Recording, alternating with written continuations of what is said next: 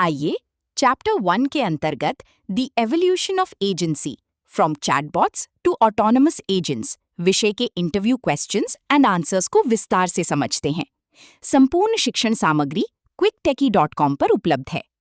Question: एक साधारण chatbot और ऑटोनॉमस एजेंट में क्या अंतर है? अगर हमें फ्लाइट बुक करनी है तो दोनों कैसे काम करेंगे? आंसर: साधारण चैटबॉट पहले से तय किए गए रूल्स पर चलते हैं। अगर यूजर का सवाल थोड़ा भी घुमावदार हो तो वे फेल हो जाते हैं। दूसरी ओर autonomous agents large language models का इस्तेमाल अपने दिमाग की तरह करते हैं। एजेंट खुद तय करता है कि उसे क्या स्टेप्स लेने हैं और कौन सी टूल्स इस्तेमाल करने हैं। उदाहरण वाले कोड में गलत तरीके में हमने बस एक इफ कंडीशन लगाई है जो बहुत सीमित है, लेकिन सही तरीके में हमने लैंगचेन एजेंट बनाया है। ये एजेंट खुद यूजर का इनपुट पढ़ेगा, सोचेगा कि उसे फ्लाइट टूल की जरूरत है और फिर टूल को सही डेटा के साथ कॉल करेगा।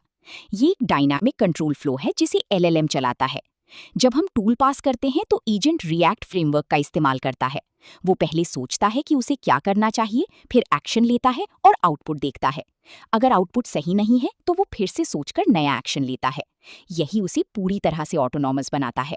पुराने बॉट्स में ये क्षमता बिल्कुल नहीं होती थी और उन्हें हर कदम के लिए इंसान की कोडिंग पर निर्भर रहना पड़ता था।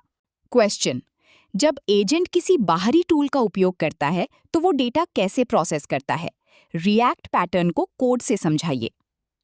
आंसर: चैटबॉट्स केवल टेक्स्ट बनाते थे, लेकिन ऑटोनमस एजेंट्स बाहरी दुनिया से बात कर सकते हैं। रिएक्ट यानी रीजन और एक्ट पैटर्न इसका सबसे अच्छा तरीका है। कोड के उदाहरण में आप देख सकते हैं कि LLM कैसे काम करता है।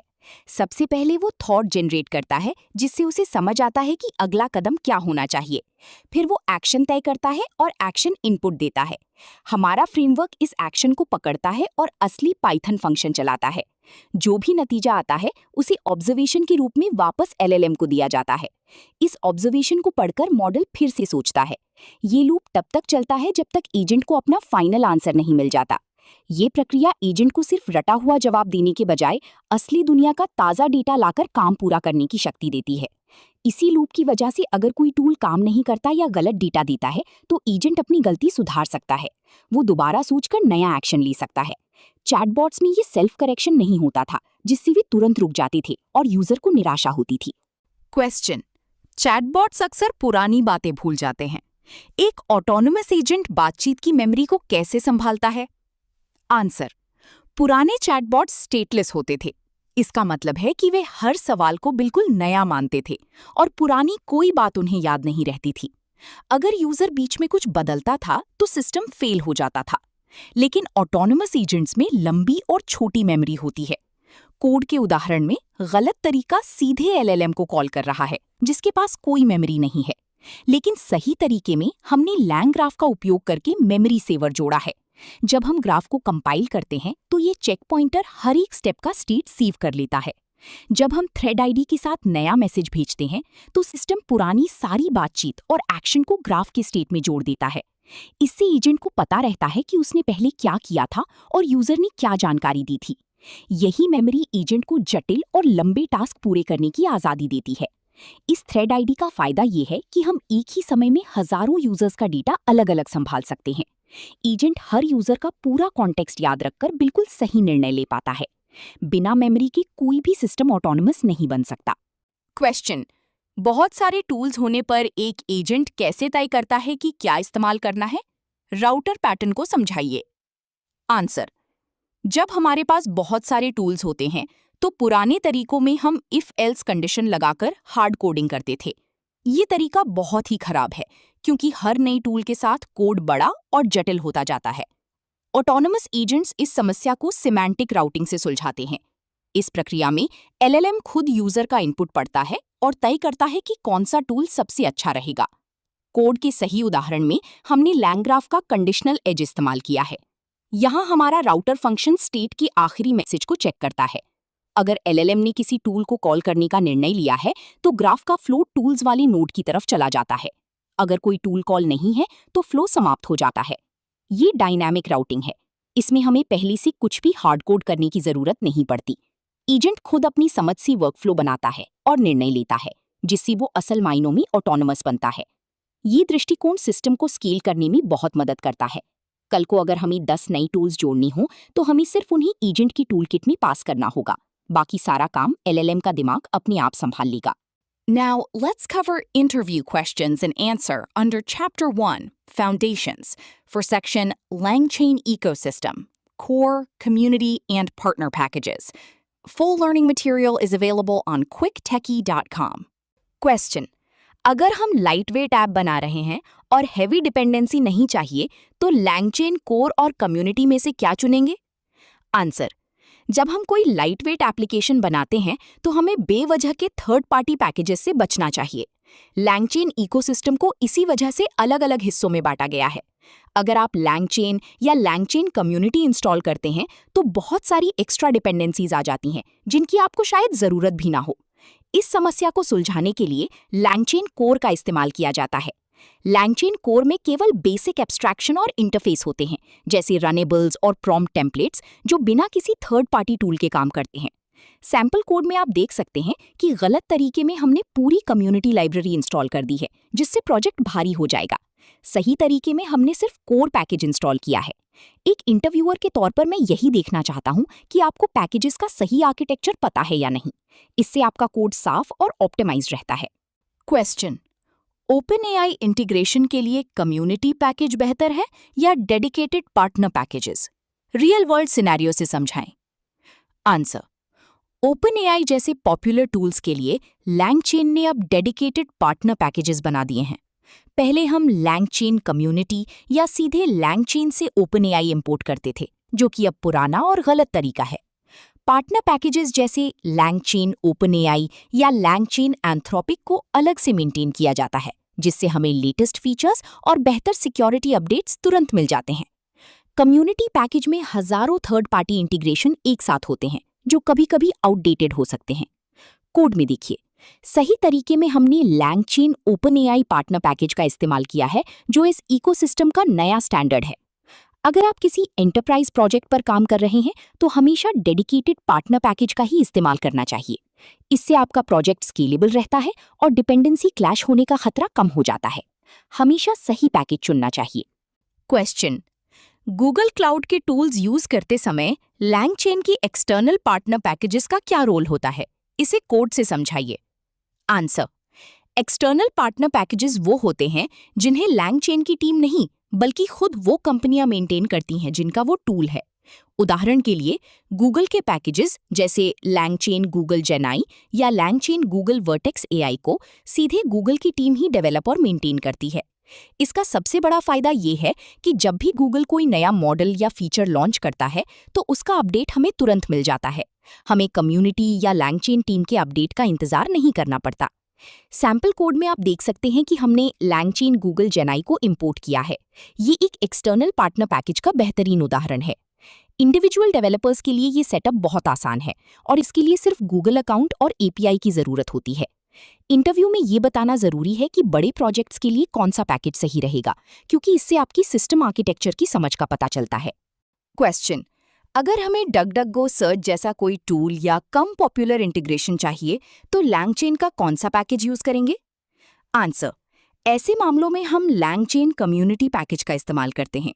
कम्युनिटी पैकेज को आप एक बड़े वेयरहाउस की तरह समझ सकते हैं, जहां सभी थर्ड पार्टी इंटीग्रेशंस रखे जाते हैं।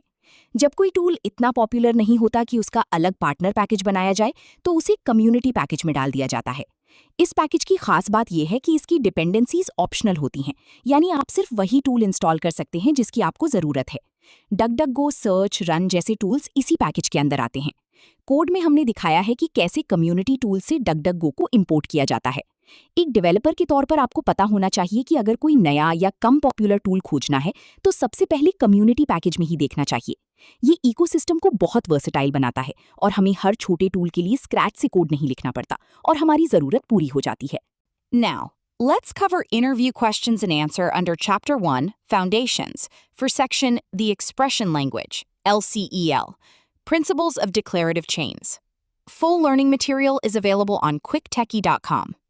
Question: अगर मैं प्रॉम्प्ट, मॉडल और पार्सर को पाइप ऑपरेटर से जोड़ता हूं तो नॉर्मल फंक्शन कॉल की तुलना में क्या फायदा है? आंसर। जब हम नॉर्मल फंक्शन कॉल या इम्पेरेटिव तरीके का इस्तेमाल करते हैं तो हमें हर स्टेप के आउटपुट को मैन्युअली अगले स्टेप में पास करना पड़ता है। लेकिन पाइप ऑपरेटर LCEL का एक डिक्लेरेटिव तरीका है जो कोड को बहुत आसान और साफ बनाता है। ये पाइप ऑपरेटर पाइथन के अंडरहुक मेथड को ओवरराइड करता है और इसे रनेबल सीक्वेंस में बदल देता है। इसका सबसे बड़ा फायदा ये है कि आपको स्ट्रीमिंग, एसिंक्रोनस सपोर्ट और बैच प्रोसेसिंग जैसी सुविधाएं फ्री में मिल जाती हैं। सही कोड वाले हिस्से में आप देख सकते हैं कि कैसे हमने बस चेन बनाकर इन्वोक कॉल किया है और डेटा अपने आप प्रॉम्प्ट से मॉडल और फिर पार्सर तक बिना किसी रुकावट के फ्लो करता है। इंटरव्यू के नजरिए से ये समझना बहुत जरूरी है कि LCEL से हम एक ही रनेबल इंटरफेस का इस्तेमाल करके पूरे वर्कफ्लो को काफी आसानी से मैनेज कर सकते हैं, जिससे हमें हर बार अलग से लूप या कस्टम लॉजिक नहीं लिखना पड़ता और हमारा कोड प्रोडक्शन के लिए एकदम तैयार रहता है। क्वेश्चन, हमें यूजर इंटरफेस पर टोकन बाय टोकन स्ट्रीमिंग दिखानी है। LCEL चेन का उपयोग करके हम इसे कैसे हासिल कर सकते हैं? आंसर। LCEL में हर एक कंपोनेंट रनेबल इंटरफेस को पूरी तरह से फॉलो करता है, जिससे स्ट्रीमिंग लागू करना बहुत आसान प्रक्रिया बन जाती है। जब हम एक डिक्लेरेटिव चेन बनाते हैं तो हमें टोकन बाय टोकन स्ट्रीमिंग के लिए कोई कस्टम कोड या मैनुअल लूप्स लिखने की बिल्कुल जरूरत नहीं पड़ती है। हम सीधे अपनी चेन पर स्ट्रीम मेथड कॉल कर सकते हैं। ऊपर दिए गए सही कोड वाले हिस्से में आप साफ तौर पर देख सकते हैं कि चेन डॉट स्ट्रीम सीधे डेटा को प्रोसेस करता है और जैसे ही मॉडल से आउटपुट का एक भी हिस्सा आना शुरू होता है उसे तुरंत पार्स करके आगे पास कर देता है। इम्पेरेटिव तरीके में आपको खुद ही प्रॉम्प्ट को फॉर्मेट करना पड़ता है और फिर मॉडल की स्ट्रीम मेथड पर लूप लगाना पड़ता है, जो आउटपुट पार्सर के साथ मिलकर और भी ज्यादा जटिल हो जाता है। LCEL इस पूरी जटिलता को बैकग्राउंड में अपने आप हैंडल कर लेता है, जिससे हमारा प्रोडक्शन कोड बहुत साफ, छोटा और स्केलेबल बना रहता है। क्वेश्चन, अगर चेन के बीच में मुझे ओरिजिनल इनपुट डेटा को खोए बिना अगले स्टेप में भेजना हो तो कौन सा तरीका बेस्ट रहेगा? आंसर। जब हम कोई मल्टी स्टेप चेन बनाते हैं तो अक्सर पाइप ऑपरेटर से डेटा फ्लो करते समय हमारा पुराना या पिछला इनपुट गायब हो जाता है। उदाहरण के तौर पर, अगर हमने किसी प्रॉम्प्ट से कहानी बनाई और फिर दूसरे स्टेप में उसका एनालिसिस किया तो फाइनल आउटपुट में हमें सिर्फ एनालिसिस ही मिलेगा और कहानी वाला हिस्सा खो जाएगा। इस समस्या को ठीक करने के लिए हम रनेबल पास थ्रू का इस्तेमाल करते हैं। ये बेहतरीन कंपोनेंट हमारे इनपुट डेटा को बिना कोई बदलाव किए सीधे आगे पास करने की सुविधा देता है। ऊपर लिखे सही कोड में हमने असाइन मेथड का इस्तेमाल किया है, जो हमारी पुरानी डिक्शनरी में नया की वैल्यू पेयर जोड़ देता है। इस तरीके से हमारी ओरिजिनल डिक्शनरी पूरी तरह से बरकरार रहती है और हम उसमें स्टोरी और उसका एनालिसिस दोनों को एक साथ सुरक्षित रख पाते हैं। जब ये चेन इन्वोक होती है तो हमें एक ही डिक्शनरी के अंदर पूरा आउटपुट आसानी से मिल जाता है, जिससे डेटा ट्रैकिंग बहुत सरल हो जाती है। मल्टीपल टास्क को एक साथ पैरेलल में रन करने के लिए LCEL में डिक्शनरी या रनेबल पैरेलल कैसे काम करता है? आंसर। डिक्लेरेटिव चेन में काम करते हुए कई बार हमें अलग अलग इनपुट एक साथ प्रोसेस करने की जरूरत पड़ती है, जैसे कि रिट्रीवर की मदद से डेटाबेस से डॉक्यूमेंट लाना और उसी समय यूजर के ओरिजिनल सवाल को बिना बदले आगे बढ़ाना। इस काम के लिए रनेबल पैरेलल का बेहतरीन तरीके से इस्तेमाल होता है। ये एक ही समय पर कई कंपोनेंट्स को एक साथ रन करता है और उनके आउटपुट को एक सिंगल डिक्शनरी में मिलाकर अगले स्टेप में भेज देता है। LCEL में इसका एक बहुत बढ़िया शॉर्टकट मौजूद है। अगर आप सीधे एक डिक्शनरी का इस्तेमाल करते हैं तो LCEL उसे बैकग्राउंड में अपने आप रनेबल पैरेलल में बदल देता है। जैसा कि सही कोड वाले उदाहरण में दिखाया गया है, हम सीधे डिक्शनरी बनाकर रिट्रीवर और पास थ्रू को पैरेलल में चला रहे हैं। ये डिक्शनरी दोनों ऑपरेशंस को कॉन्करेंट तरीके से रन करती है और उनका फाइनल रिजल्ट सीधे प्रॉम्प्ट को दे देती है। इससे हमारा कोड बहुत ही छोटा हो जाता है और परफॉर्मेंस भी बहुत अच्छी मिलती है। Now, let's cover interview questions and answer under Chapter 1, Foundations for Section Prompt Templates, Dynamic Inputs, and Few-Shot Selectors. Full learning material is available on quicktechie.com. Question.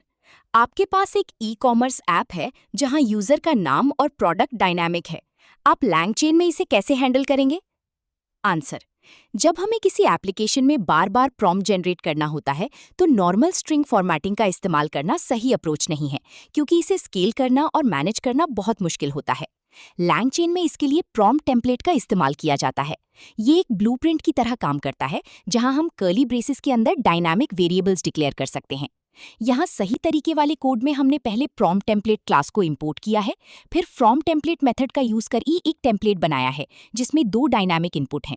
इसके बाद इन्वोक मेथड में हमने डिक्शनरी के रूप में वैल्यूज पास की हैं। ये अप्रोच कोड को क्लीन और रीयूजेबल बनाती है। जब आप बड़े प्रोजेक्ट्स पर काम करते हैं तो प्रॉम्प्ट का स्ट्रक्चर अलग रखने से मेंटेनेंस काफी आसान हो जाती है।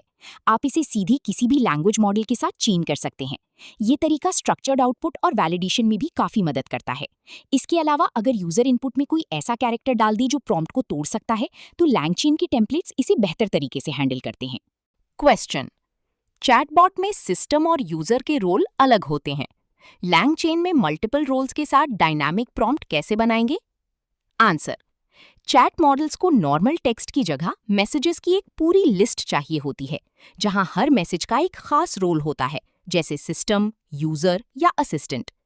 अगर आप नॉर्मल प्रॉम्प्ट टेम्पलेट यूज करेंगे तो मॉडल को रोल्स का कॉन्टेक्स्ट समझ नहीं आएगा और रिस्पॉन्स की क्वालिटी खराब हो सकती है। चैट प्रॉम्प्ट टेम्पलेट हमें अलग अलग रोल्स के साथ डायनामिक इनपुट पास करने की बेहतरीन सुविधा देता है। कोड में देखिए, हमने फ्रॉम मैसेजेस मेथड का इस्तेमाल किया है जो टपल्स की एक लिस्ट लेता है। पहला टपल सिस्टम मैसेज है जो चैटबॉट का बिहेवियर सेट करता है और उसमें कंपनी का नाम डायनामिक रखा गया है। दूसरा टपल ह्यूमन मैसेज है जिसमें यूजर का नाम और उसकी प्रॉब्लम डायनामिक है। जब हम इसे इन्वोक करते हैं तो ये सीधी चैट मैसेज ऑब्जेक्ट्स की एक लिस्ट जनरेट करता है जिसे चैट मॉडल आसानी से समझ लेता है। ये तरीका चैटबॉट की पर्सनालिटी सेट करने, यूजर के इनपुट को सही कॉन्टेक्स्ट में रखने और प्रॉम्प्ट इंजेक्शन जैसे अटैक्स से बचने के लिए बहुत जरूरी है। एंटरप्राइज लेवल के एप्लीकेशंस में यही अप्रोच इस्तेमाल की जाती है। क्वेश्चन: मॉडल को कुछ उदाहरण देकर सिखाना है कि आउटपुट कैसा हो। लैंगचेन में इसके लिए सबसे बेस्ट अप्रोच क्या है? आंसर: जब हम लैंग्वेज मॉडल को कोई नया या कॉम्प्लेक्स टास्क देते हैं तो सिर्फ इंस्ट्रक्शन देना काफी नहीं होता। मॉडल को सही फॉर्मेट और लॉजिक समझाने के लिए हमें प्रॉम्प्ट में कुछ उदाहरण देने पड़ते हैं जिससे मॉडल पैटर्न को समझ सके।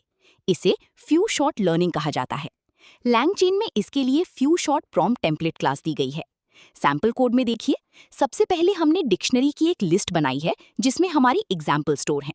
इसके बाद हमने एक एग्जाम्पल प्रॉम्प्ट बनाया है जो ये तय करता है कि हर एक एग्जाम्पल को टेक्स्ट में कैसे फॉर्मेट किया जाएगा। अंत में हमने few shot prompt template class का इस्तेमाल किया है। इसमें हमने अपनी एग्जाम्पल्स, उनका फॉर्मेट और एक सफिक्स पास किया है। सफिक्स वो जगह है जहां यूजर का असली सवाल आता है। ये अप्रोच बहुत ही शानदार है क्योंकि आपको हर बार मैन्युअली स्ट्रिंग जोड़कर एग्जाम्पल्स नहीं लिखने पड़ते। ये प्रॉम्प्ट को डायनामिक और पूरी तरह से मॉड्यूलर बनाता है। अगर कल को आपको अपने एग्जाम्पल्स बदलनी हो तो सिर्फ डिक्शनरी अपडेट करनी होगी, बाकी का पूरा लॉजिक वैसा ही रहेगा। क्वेश्चन: अगर हमारे पास हजारों एग्जाम्पल्स हैं तो प्रॉम्प्ट में सिर्फ सबसे जरूरी एग्जाम्पल्स डायनामिक तरीके से कैसे भेजेंगे? आंसर: जब आपके पास डेटा सेट में हजारों एग्जाम्पल्स होते हैं तो आप उन सबको एक ही प्रॉम्प्ट में नहीं भेज सकते। इससे मॉडल की टोकन लिमिट पार हो जाएगी और एपीआई का खर्च भी बहुत ज्यादा बढ़ जाएगा। इसके साथ ही बहुत ज्यादा और फालतू जानकारी देने से मॉडल कंफ्यूज भी हो सकता है और गलत जवाब दे सकता है। इसका सबसे बेहतरीन सॉल्यूशन है डायनामिक फ्यू शॉट सिलेक्टर का इस्तेमाल करना। कोड में हमने सिमेंटिक सिमिलैरिटी एग्जाम्पल सिलेक्टर का यूज किया है। ये क्लास हमारे सारे एग्जाम्पल्स को एम्बेडिंग्स में बदलकर एक वेक्टर डेटाबेस में स्टोर कर देती है। जब भी यूजर कोई नया सवाल पूछता है तो ये सिलेक्टर उस सवाल के अर्थ को समझता है और वेक्टर डेटाबेस से सिर्फ उन टॉप एग्जाम्पल्स को निकालता है जो उस सवाल से सबसे ज्यादा मेल खाते हैं, जैसे हमने लिमिट को 2 पर सेट किया है। फिर ये selector few shot prompt template को वो चुने हुए एग्जाम्पल्स दे देता है। इस डीप अप्रोच से मॉडल को सिर्फ सबसे सटीक और जरूरी कॉन्टेक्स्ट मिलता है। इससे टोकन की भारी बचत होती है, रिस्पॉन्स टाइम कम होता है और आउटपुट की क्वालिटी में भी जबरदस्त सुधार आता है। Now, let's cover interview questions and answer under Chapter 1, Foundations, for section Output Parsers, Structuring LLM Responses, JSON, Pydantic, enums. Full learning material is available on quicktechie.com. Question: अगर मुझे LLM से प्रोडक्ट रिव्यू का structured data चाहिए तो पाइडेंटिक और Jason output parser का इस्तेमाल कैसे करेंगे? आंसर: जब हम LLM से डेटा मांगते हैं तो वो अक्सर प्लेन टेक्स्ट या मार्कडाउन फॉर्मेट में जेसन देता है, जिसे सीधे कोड में इस्तेमाल करना मुश्किल होता है। इस प्रॉब्लम को सॉल्व करने के लिए हम जेसन आउटपुट पार्सर और पाइडेंटिक का इस्तेमाल करते हैं। पाइडेंटिक हमें डेटा का एक स्ट्रक्चर या स्कीमा बनाने में मदद करता है। जैसे सैंपल कोड में हमने रिव्यू नाम की एक क्लास बनाई है जिसमें नेम और रेटिंग डिफाइन किया है। इसके साथ फील्ड डिस्क्रिप्शन भी दिया है ताकि एलएलएम को समझ आए कि किस फील्ड में क्या डालना है। पार्सर इस स्कीमा के हिसाब से एलएलएम के लिए फॉर्मेट इंस्ट्रक्शंस जनरेट करता है।